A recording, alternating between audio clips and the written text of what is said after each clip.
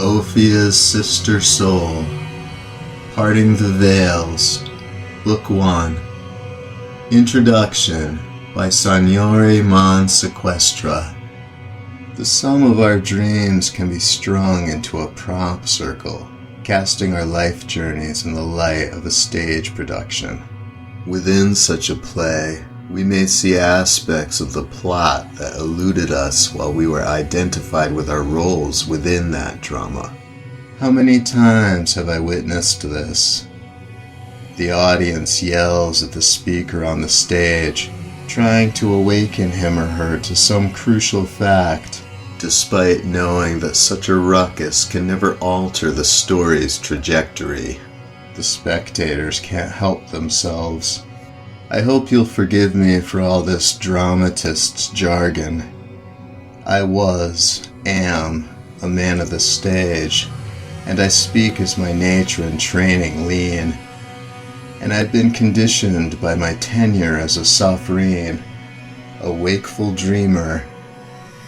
There are times, particularly during historical moments of great unrest, tension, and change, when the dreams of a multitude coincide, creating an even larger, overarching narrative. I call that narrative living theater. Many others refer to it as myth. And perhaps because I'm accustomed to blurring the distinctions between dream and reality, I've been asked to narrate, as concisely as possible, my people's most beloved myth, the twin souls and the parting of the veils. Within the context of this tale, the lines between dreams and reality are sometimes in stark contrast, and sometimes scarcely discernible. On occasion, I dare say, they even seem to trade places. I've heard this is often a characteristic of twins. Who could resist the temptation to at least try it, to explore, to borrow a phrase from Colleen Addison's world, how the other half lives? For art and dreams are life's twin blessings. Those not native to my home world of Ophia, who share Colleen's points of reference more intimately than mine, might feel that some information about my people, the Shani, and the origins of our most revered teachers, the Sophrine, might be in order. But I might rather try to catch a golden masir with my bare hands, where I currently possessed of fleshy hands, than try to satisfy this demand. You see, little history survives from our earliest ages. Only the most nebulous clues, clothed in symbolism, are preserved in oral traditions. That's because time itself is malleable. Many possible paths were explored. Each of these, in turn, thrust roots into their own pasts and futures. During those earliest epochs, the Shani tangibly felt and participated in Sorsajna, the fire of creation. Later, when we no longer felt Sorsajna in the pit of our being, our speakers, the Sophrine, were obliged to find more demonstrable ways to evoke its essence. They had to almost confound and beguile the minds of their kindred in the hopes of awakening them to old inner knowledge. They reminded us of magical inner movements we felt divorced from in waking. This was the birth of art and drama, and language itself, arising alongside the dreaming life of humankind. Primitive peoples, like the Osquai tribes you'll hear about, could gesture towards objects in their physical world. But for those more intangible feelings of possibility, magic, and wonder that dreams awaken in us, words were needed. How else could that wonder be shared when it couldn't be related to anything in one's surroundings? And so early humans tried to convey what we'd experienced in our sleep time excursions, using sounds, gestures, and pantomime. Once upon a time, we'd inhabited a living dream.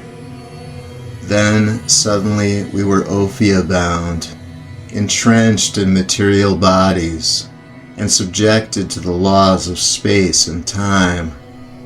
We clothed ourselves in flesh as Ophia clothed itself in ground, and now we had to survive, to pluck her fruits to sustain ourselves. Might humankind, Shani or Osqui, forget that the world's manifest beauty was a reflection, albeit a fractured one, of luminous Sorsajna, from which all existence flows? Could we retain the memory of our origins? These questions led to the birth of all the sovereign arts, which reminded us of that boundless and nameless realm from which we'd emerged. Therefore, you'll find little hard history here. We can only approach any version of truth by chasing the wind trails of our most venerated myths. But it's empowering to recall that we all participate in creation. From the raw stuff of life, we bring forth forms that can be seen, heard, felt, smelt, and tasted. And sometimes, to our eternal enrichment, souls clothe themselves and walk among us to remind us of the dimensions from which we are seemingly sundered. The twins I spoke of are, two of the most renowned. Such beings are naturally drawn to sophronism, to wakeful dreaming, a practice that straddles the lines between life and death, here and hereafter, time and eternity. Powerful sophrines can work such an effect upon the minds and souls of those with whom they come into contact that the recipients begin to break through the barriers of the world they know. They begin to perceive and respond to other realms of being. Such epiphanies can also penetrate the sense of separation that we often experience with one another. A seemingly boundless gulf separated the sisters' respective worlds. They needed to experience, in their blessed, fragile bodies, that more pervasive separation I spoke of. Both worlds had lost their sense of magic, and our heroines, Colleen Addison and Asperity Monsequana, healers at heart for all eternity, instinctively looked for ways to patch the resulting rift. That search carried them through the heart of their mutual bereavement. In the line of Ophia's tapestry, into which asperity became a vital thread, the sovereign arts were perfected out of necessity. I know because I lived during that cruel and repressive era. It was perilous for any of us to speak our minds. We writhed within a spider's web, our every movement, word, and emotion sending tremors through its strands. To criticize the ruling body with even a whisper, one might as well trumpet protests to a lynch mob. Such was life under the cordon and its weaving. Imagine the living conditions of the thousands of Shani inhabiting Ophia during that age. I, Signore, spent my formative years beneath the weaving's eyes. I knew my community's quiet desperation. Our security came at too steep a price. But who among us would dare raise voices of dissent? The weaving would expose us. Even plotting rebellion would alert the cordon. One could not even get aroused by the prospect of freedom. What recourse had we? But the weaving, the chief instrument of the cordon's control, was still a physical construct within a physical world. It could never reach its fingers into the dreaming dimension, And so it was there that we learned to awaken, congregate, and communicate freely. We who escaped old Ophia during its last days, its decaying days, planned our emancipation while we slept. Shadowy omens and premonitions illuminated our way, foreshadowing possible perils and treasures. They helped us to regain our bearings when we'd lost sight of all shores. That's how we came to etch the essential structure of this sentient library, where I now inscribe these words and struggle not to feel overwhelmed by the responsibility bequeathed upon me. I must remind myself that a living myth is created by all who partake in it. This relieves some of the burden. It soothes my stage jitters, so to speak. Some participants in the drama, like Colleen, prefer to relate aspects of their stories in their own ways. Colleen preserves her voice in a physical journal, much as I do this more ethereal tone. Sometimes she speaks in the present tense. Sometimes she considers her life in hindsight.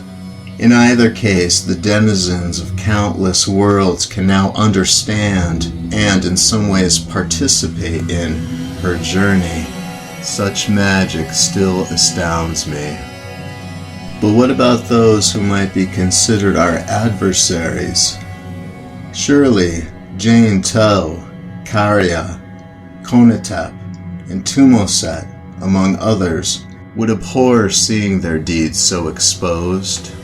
Keep in mind that a being's perspective can be profoundly transformed on this side of the partition, particularly after they've come into contact with the larger entities of which they are a part.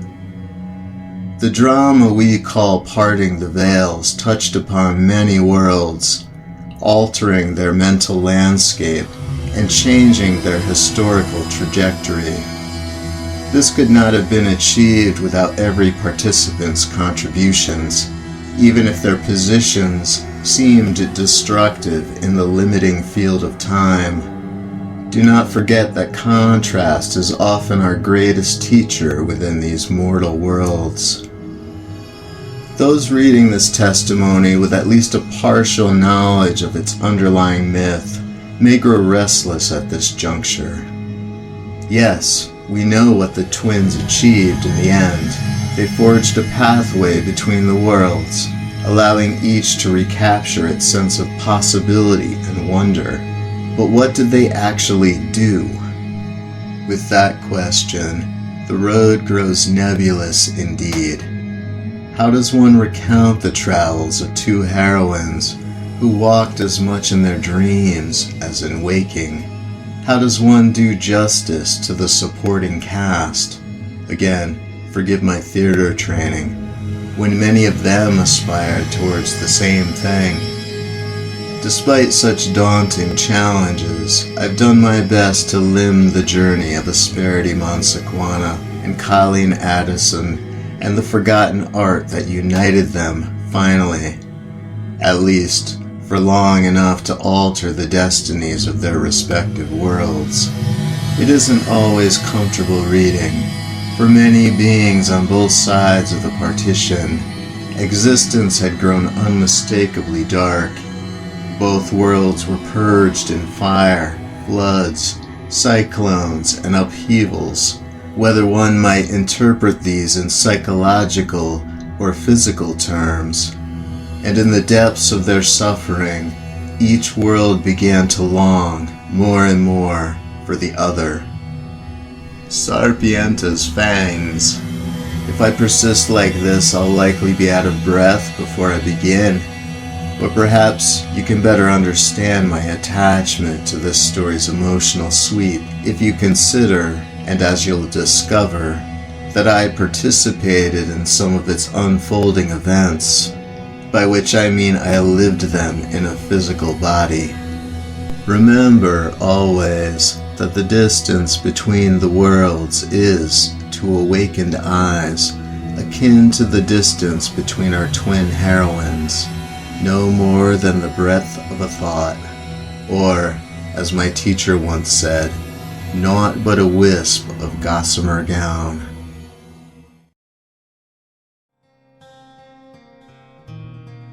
Welcome to the mythic story cycle I call Parting the Veils.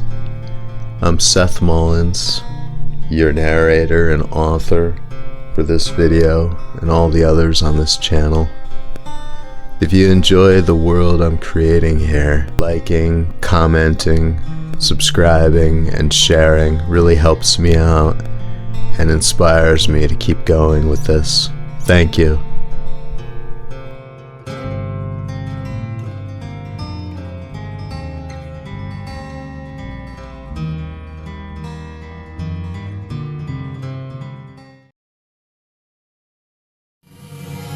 Soon, it will be time for others to speak.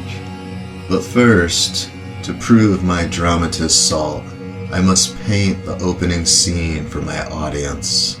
Imagine our troupe of actors, participants in the most ambitious stage drama we've yet conceived, not yet born, but quite alive. To do this, you must, of course, suspend disbelief. If the very thought conjures up resistance and denial, know you are not alone. All of us have weathered this. How many times have we cried in the face of physicality's sorrows, never again? And yet here we are, again, sitting cross-legged on an ethereal plain of lustrous wheatgrass, caressed by a breeze, facing each other in a circle powwow. Think of this as a mental meeting place. Imagine spiders weaving their homes and then allowing their webs to enmesh. From this commingling of personal realities, a ritual ensues, a kind of opening ceremony, wherein each player in the planned drama announces their presence and intention. Love has bound us through countless lifetimes. Now we gather so that one, the entity known as Sidwin, can receive counsel from the rest, for she alone must grow to adulthood without our presence to console her, in a world that will often baffle and terrify her. With the timbre of a devotional chant, the woman's sister soul introduces herself. In the language of my people-to-be, the Shani of Ophia, Erwin refers to the motions of the spirit. It evokes Raven, a being as wild and capricious as the winds. I will share a world with Sidwin only briefly, and under another name, but when I depart, I will do my utmost to communicate with her across the partition. My Sophrine training will help me fulfill this promise. May the bond we rekindle prove durable enough to bridge the worlds. Heroine Asperity is keen as her namesake bird, and the knotted hair grazing her shoulders befits Raven's ebony wings. Anticipating a life to come in sun-kissed climes, her ethereal body is swarthy and slight. As with the others, all save Sidwin, Colleen, the woman who will be our lone ambassador to Earth, Erwin's slightly reptilian eyes and sharp ears identify her as Shani. Sajna, whose name signifies fire's essence, is next to speak. She is a scarlet-haired bludgeon of a Shani maiden with azure eyes. Casting a sly, sidewise glance towards the others present, she says, I cannot share a world with Sidwin, nor would I ever want to. Not the world that she intends. Where do I even begin reciting its litany of ills? Oh, it's an abode of flesh-eating diseases, a malign place where the human mind and Earth's soul seldom make common cause. befouling land, air, and sea. These are the most common occupations. The sexes forget their harmony. Individuals forget their identities. If and when they resolve such questions, they only find them renewed in midlife. Nay, for madness of the magnitude of Earth's humanity, one's only options, methinks, are debauchery, lechery, and savagery. One must either be numb or drowned in sensation. Most of us just smile and exchange knowing looks. Sajna is prone to such displays of mock cynicism when she feels daunted, and she is not easily daunted. At any rate, she soon sobers and surrenders to the solemnity of the occasion. Closing her eyes and inhaling slowly, she declares her fidelity. I, in the being of Ashantu Lenore, will ensure that Sidwin never wholly forgets who she is or where she has come from, whenever our dream paths cross leastways. I'll remind her that the difficulties of physical life are like a dream where you fall and almost hit the bottom of the chasm before you realize that gravity is just a belief and you can quite easily fly, Erwin adds. Then, guided by the needs of the moment and our powerful mental rapport, we chorus our support for Sidwin. We will never stop trying to reach you, and consider this so deeply that the landscape hums to the notes of our inner resolution. Acturius speaks with my voice and being. Have you thought of a name? Colleen, Sidwin says. Then, as if this needs clarifying, she adds, I'm not ready to jump back into a lifetime as a man. And you know your parents? I do. She makes this slow admission with at least a partial awareness of how challenging the road she's chosen will prove. The Addison family will support me in their way, though they won't understand me or my path. I will use this as an incentive to break away from tradition and all that is sanctified and find my own truth. A worthy aspiration, effuses Sajna, whose heart and feet have trampled upon all effigies deemed holy on earth and Ophia. But if you intend to be a healer, Jormata, the snake handler, says, you must do more than grow comfortable in your own skin. You must translate your soul's comprehension into symbols and expressions that the people can understand.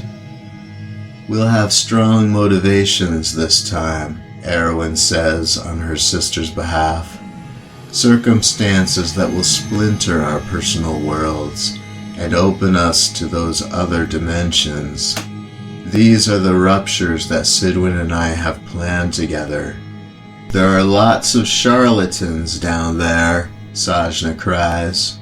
Be careful who you learn from, and you'll forget so much of what seems clear to you now, I add.